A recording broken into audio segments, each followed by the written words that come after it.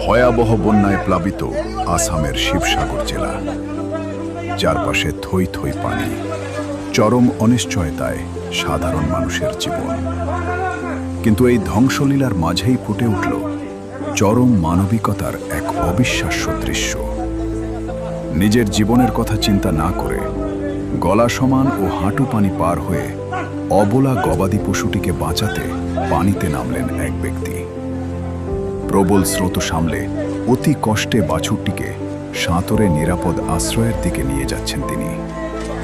একের পর এক প্রতিকূলতা ঠেলে অবশেষে নদীর ওপারে বাছুরটিকে নিরাপদে পৌঁছে দেন তিনি। স্থানীয়রা ও অন্য গ্রামবাসীরা হাত বাড়িয়ে তাকে সাহায্য করেন।